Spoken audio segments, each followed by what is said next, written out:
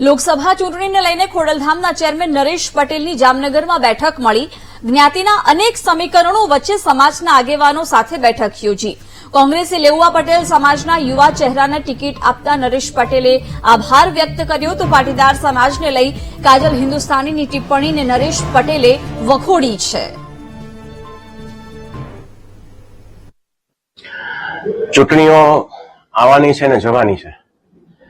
ખોડલધામ ના કામ ચાલુ રહેવાના છે, કારણ કે દર વર્ષે એક ચૂંટણી હશે। આજે લોકસભા છે, કાલ પાછી બીજી હશે, પરમની બીજી હશે।